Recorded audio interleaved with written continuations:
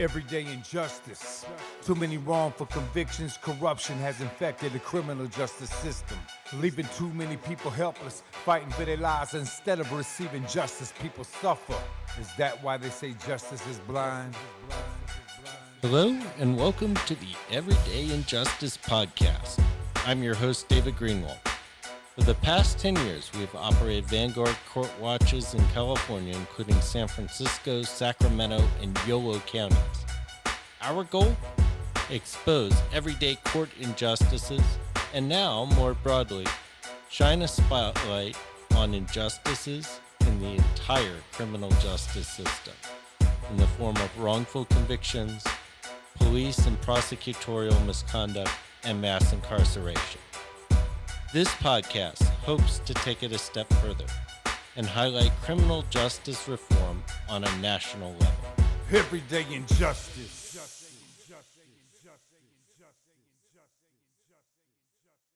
Today on Everyday Injustice, we have attorney Mark Reichel from Sacramento. Welcome, Mark.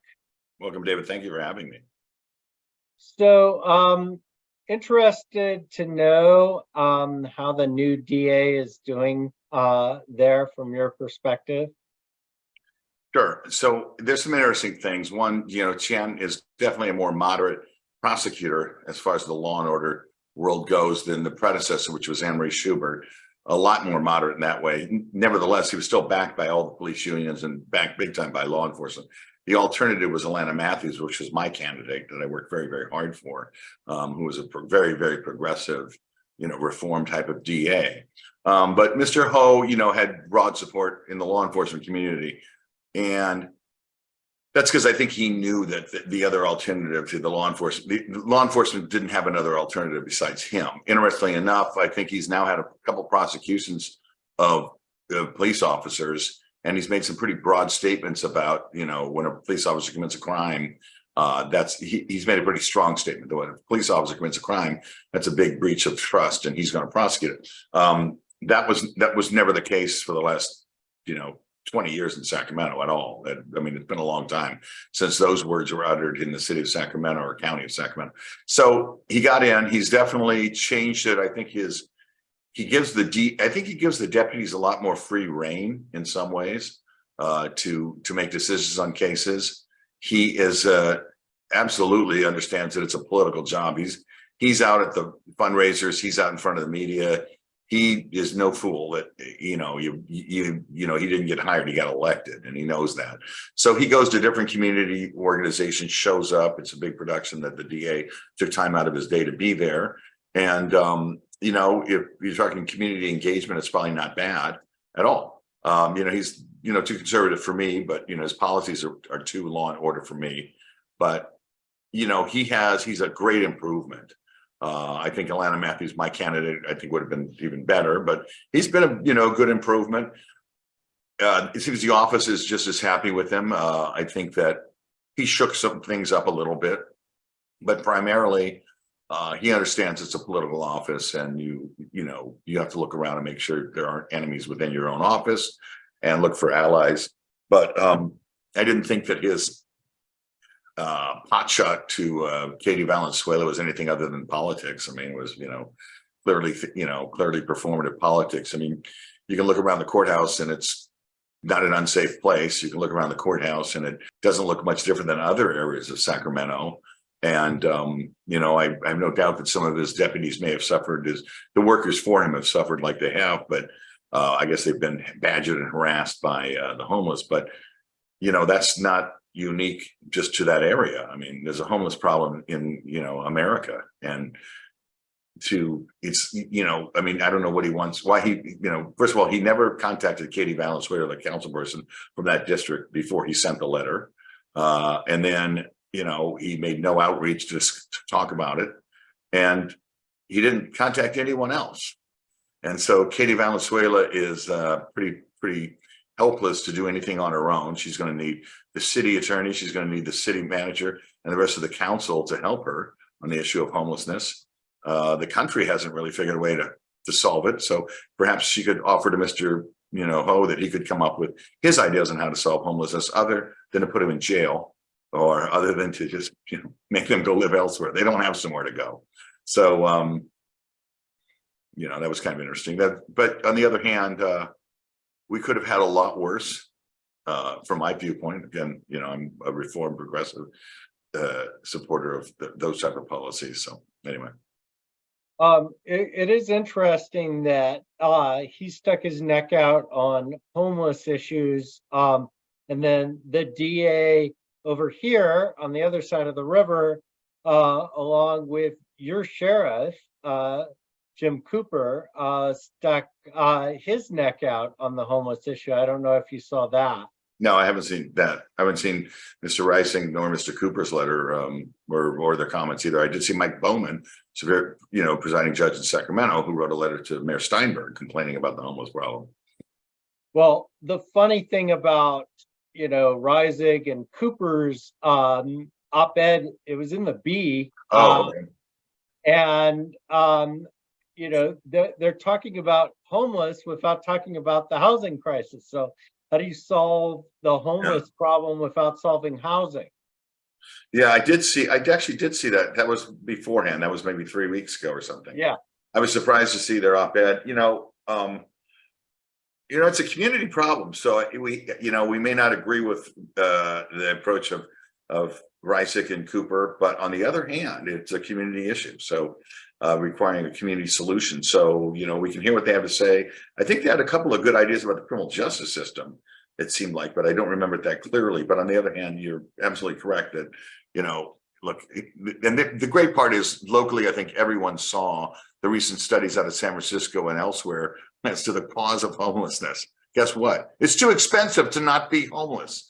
So, it's expensive to be poor, for God's sake. So, that study was awesome. And I don't know why it isn't just, required reading from 6th grade on for civics for kids, so that everybody that, because homelessness is a big issue. It's what everyone talks about and complains about and talks about or pains about. There's a lot of large segment of the community that it saddens them. And there's a large segment of the community that it bothers them. Nevertheless, it's an issue. And this study was wonderful. And it explained quite basically, it's too expensive to not be homeless. So, if that's the issue, then let's fix that. Let's don't say, oh, it's, they're mentally ill. They're mentally ill. Reagan cleared out the, mental health, situation, the mental health areas and institutions. And as a result, he's changed with the Latimer Petrus Short Act and LPS. Now we can't do anything for the mentally ill. And then other people, obviously there's a lot of people, oh, they're lazy. They're lazy. Look, I just helped a guy the other day that had no left foot in a wheelchair, and he's not lazy. Okay. He is barely alive. So there's not, it's a wraparound. Come on, man. And so I did like that study, and I didn't see anybody objecting to the data or the conclusions. But I didn't see anybody in a position to affect change, waiving it, to say, hey, look, someone gave us the answer on what causes it. So it's like we're trying to cure this illness, but, we don't want to know what caused it. That's short-sighted. That's, not very courageous. And that is incredibly common. And that seems to be the American way these days. So do you have an impression of Sheriff Cooper, who took over for one of the worst sheriffs in the world? Well, it would be impossible to say that. It would be impossible to not say that it's so much, that anything's better than what we had. This is a guy who said, he didn't know who won the national election. To not say he was completely, a Trump supporter, and the far right in American extremism. When we have the issue of, the far right extremism getting very active in downtown Sacramento, getting active everywhere. And then, the first thing you're doing is pick up the police and say, oh my gosh, the neo-Nazis or the KKK or the Proud Boys or White Lives Matter. And, they're harassing me or they did this. Well, it was the sheriff, if that's, the sheriff wants their support and gets their support, it's like calling Trump to complain about the Proud Boys. So, Jim Cooper is clearly an upgrade. Anybody, though, that comes into that job, it's an institution that has a long culture of, you have to keep the deputies happy or you got in your ear, because it's a elected position, just like Tian Ho. It's not appointed.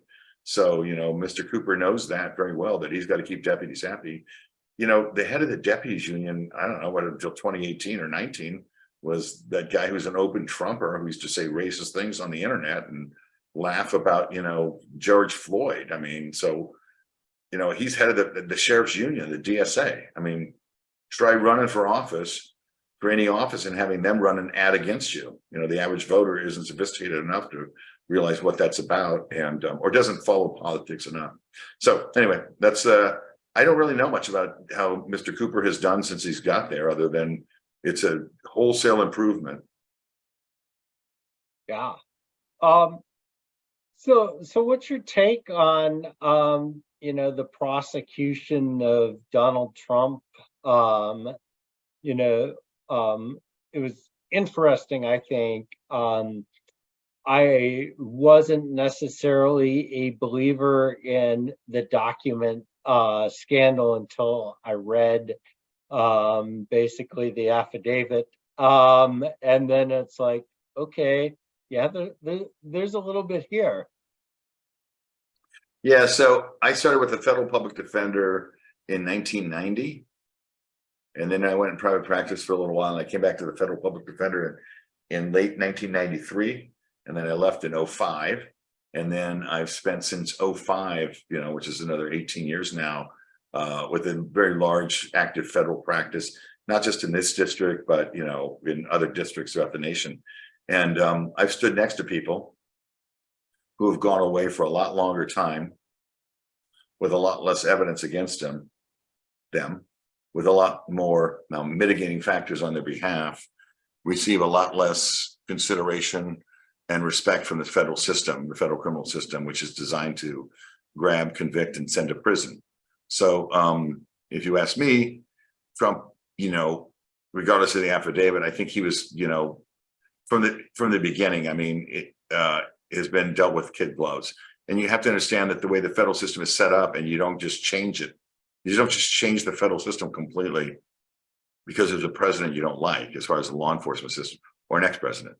So my point is, in state court, if a cop sees a crime, he kind of writes a report and gives it to the DA, and the DA determines what to do. In the federal system, the agents make the cases. So you can be an AUSA and you're just sitting in your office, and when they bring it in, it's a file and it's done. I mean, every hole is filled up. They've analyzed the elements of the crime they're investigating. They've had 6 months to work it. They get all the facts that they need. They make memos. They interview people, and the AUSA often has no idea about this. That the AUSA is shorthand for a prosecutor. That means this is a United States attorney. So they bring it into you, and it's really all you have to do is just sign the indictment that they've drafted when you bring it to the grand jury. My point is that the federal agents make everything. So then once the charge is filed, the prosecutor can go back to their office. Case agent goes out and supervises that case and watches that case, is in charge of that case. And if it does go to trial, I mean, they're the ones sitting at counsel table with the prosecutor. They're called the case agent. They're designated to stay in court. They really control everything. They know more about the facts, the content of the case than the prosecutor does. So that's the federal system. It just doesn't change overnight. That's the federal system.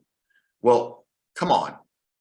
80% to 90% of all federal agents from 2000 on have been very staunch Republicans. There aren't Democrats. There's a few. I mean, come on.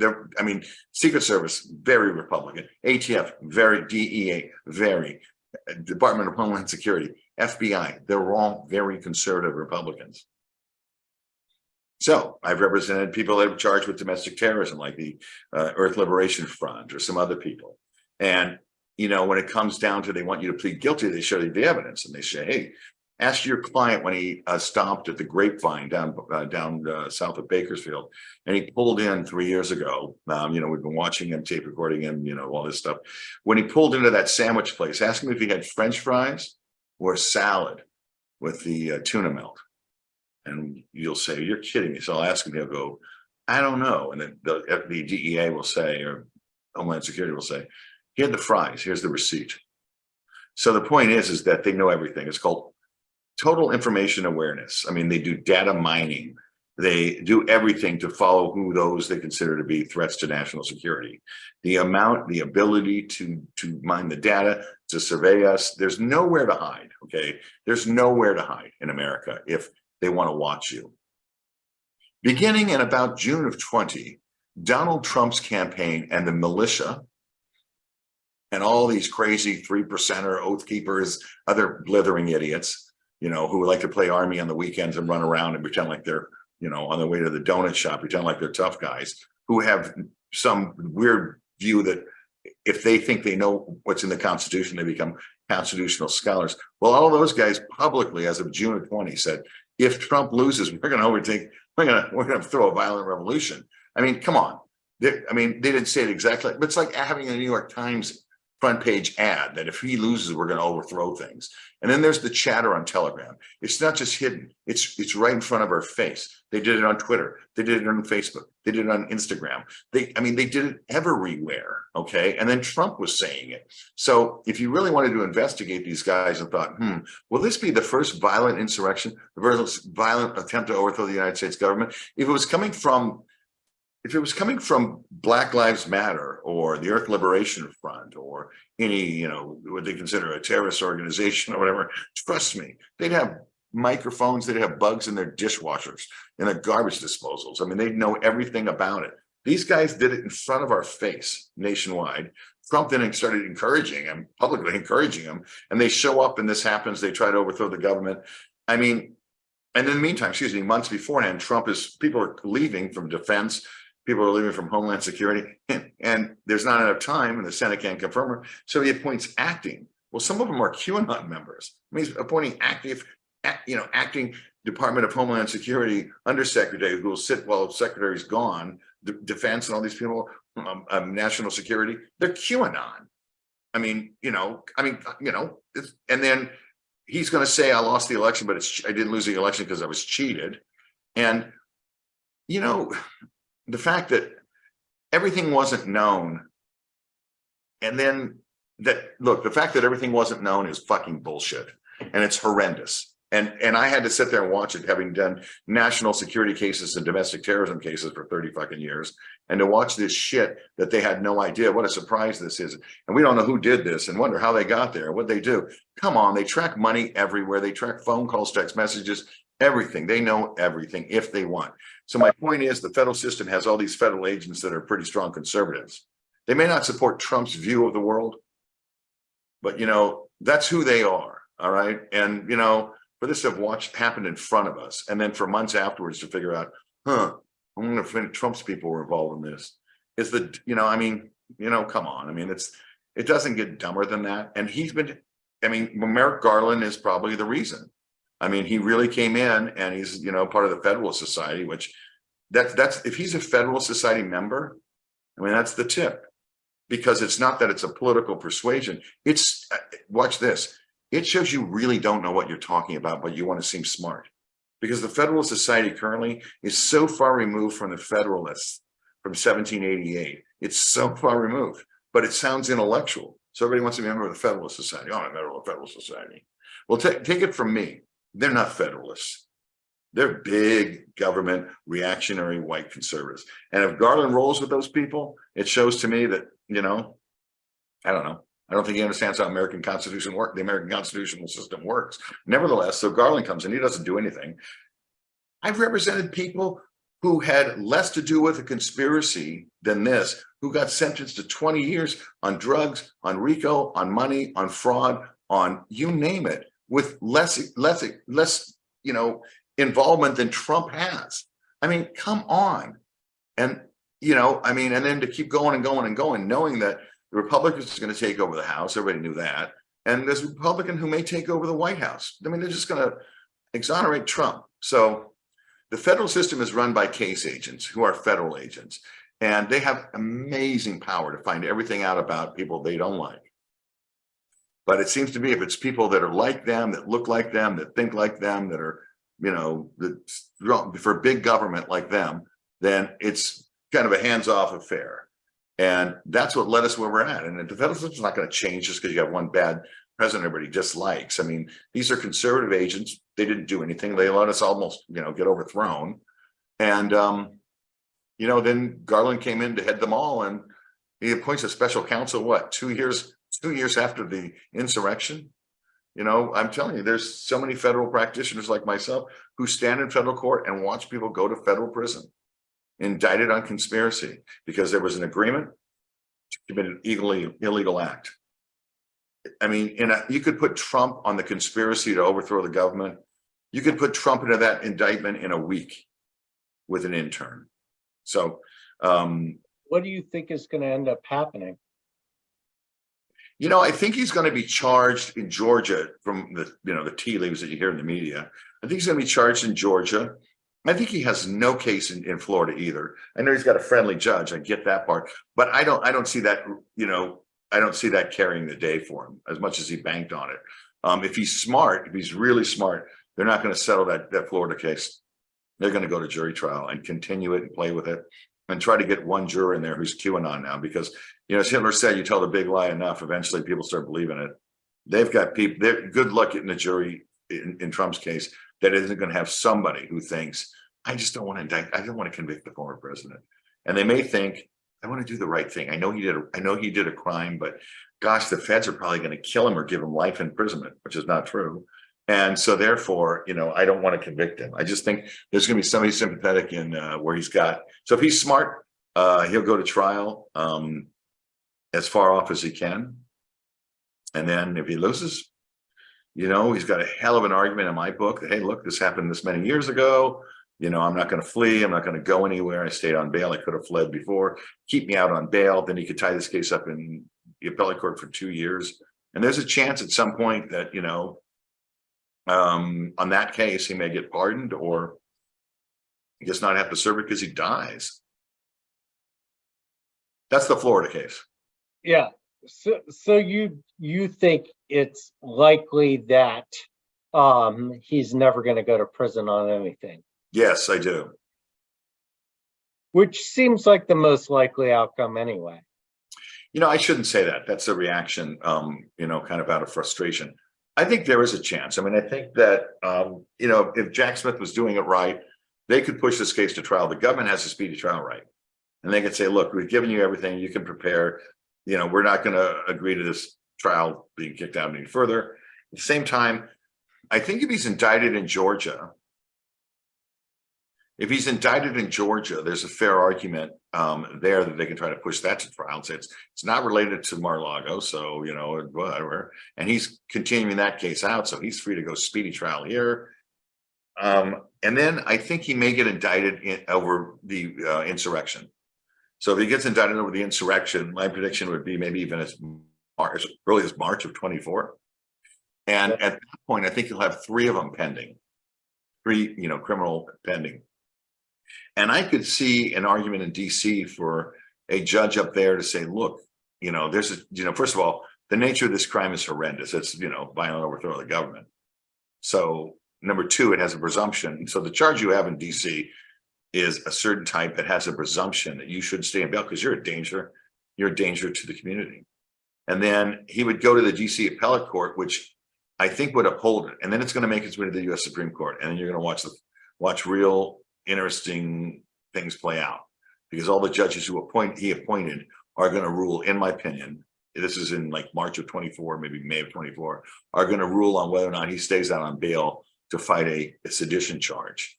And if they say what's interesting though is that judges have been very conservative on their rulings, but they haven't been very pro-Trump on their rulings. Yeah, no, I think I don't think you're wrong. The only thing that changes my mind is our friend down there in Florida, his judge. I mean, that was wacky, the search warrant ruling she had. I've never heard those of theirs in 32 years. And then, I just worry that she is the one wild card. I agree. I don't think the federal bench is very pro-Trump. I think they're happy they got there, but they also may have, the feelings that, look, I'm still a rock-ribbed Republican, and this guy is bad for the party, and QAnon doesn't scare me because McCarthy, Lindsey Graham, all those guys, Ted Cruz, honest, they all know in their heart of hearts, if Trump had a heart attack today and was no longer with us, when they went to bed at night, they would absolutely smile and say, thank you, God, because it's bringing the party down to, and they're afraid of the ramifications from the QAnon, the threats. I mean, another unspoken secret, in America that doesn't make it on the news is the death threats, the violence that everybody who even questions Trump and as a Republican, Liz Cheney's, the Kinsingers, the people in Congress who are Republicans. Their staffers are constantly subject to death threats. People in the media get the death threats from these, the Proud Boy thing, the right-wing nuts, the militia, the White Lives Matter, the Oath Keepers. And as a result, they tailor their public perception. They tailor their votes. They tailor they don't agree with some of these policies, but they vote in the House because, the last thing they want to do is have their staffers subject to constant death threats, I mean, Kinzinger gets some, obviously Liz Cheney does, but they're not the only ones. I mean, like somebody said, AOC gets 50 death threats a day. I mean, so does, they have, it's so Germany 1932. I mean, they've just used this, non-official, extremely unaccountable, non-governmental violent faction in the country to scare the moderate, scare those into acting a certain way. And it works. And Trump knows it works. I mean, he's no fool. By the way, so does the federal government. Like I said, when I started this big, long diatribe, total information awareness. If they wanted to, David, they can tell you, they can tell you whether you combed your hair with your right or your left hand today, if they really want to. Okay. And then But do you really believe that? Yes, if they wanted to. Oh, easy. Yeah. They absolutely, if they wanted to. I can guarantee it, as a matter of fact, if they wanted to.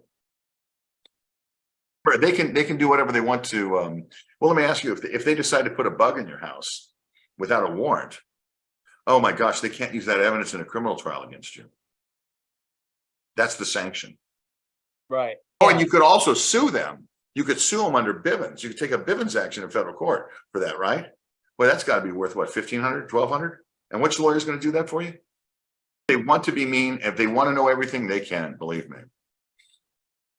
So as a defense attorney, and you watch this Trump kind of play out, what goes through your head? Are you going through your head like, get him? Or are you going, man, they don't do this to my clients? Okay, when I watch the Trump, this play out, it is like, I cannot believe, A, that they're so incompetent they haven't got this guy. Okay. Number one, I cannot believe they haven't indicted this guy, convicted this guy and his minions, all of them, because they commit federal crimes in front of us. They do it on television. I mean, they do it in depositions when they're sued under oath. Okay, that's what goes through my mind. Number two is, I wish I was there because I could tell them what a creative defense attorney would try to use to defend that case, to avoid that pitfall, to make sure they don't make the mistakes, because the U.S. Attorney's Office have some amazing prosecutors, but they're not overly well trained in what the defense can do, and the little the technicalities we have to live on. And so defense lawyers are like scrappy and creative because they have to be, and they come up with ideas outside of the box, as we say, because they have to, because the box won't work.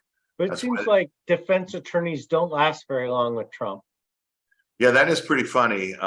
There's obviously, he doesn't pay him. Secondly, he's clearly the client. You just have to say what they want to hear. And at some point that gets a little old, but it's also, he's not had quality. I don't care what anybody says. He's not had quality counsel. Rudy Giuliani is a blithering idiot and always has been.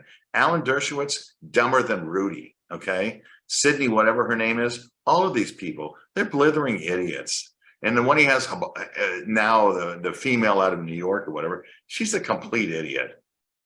They're all idiots. But it's a matter of, nobody wants to work for him, or he doesn't know what he's doing. Donald? Yeah. Yeah. The lawyers that come to him want the money and want the instant fame. Because let's face it, America is a spectacle society. And I mean, if you're in the spectacle that everyone watched, they're going to remember your name. Whether it was good or bad, they're going to remember your name. it's a draw to power. And this is a former president, and not just the former president. I mean, probably the most well-known name of a former president. And, there's nobody of any quality who's gone to work for him. They're idiots. They are. I mean, they really are, because there's so many of them, because it's just inconsistent. He is a drive-by shooting, of a client. He's just completely uncontrollable. All right. Well, we're out of time. This has been a fun discussion. We killed a half an hour. Yeah. All you got to do is say, Donald Trump, and you see what happens to me. Yeah. All right. Well, thanks for coming on, Mark. This has been Everyday Injustice. I'm your host, David Greenwald. Join us again next time for more tales from the injustice system. Thank you to George Powell and Norman Mousequake Barrett for the use of our opening, Everyday Injustice. You can see more of George's music at www.justiceforgeorgepowell.com. That's Justice for George Powell, all one word, .com.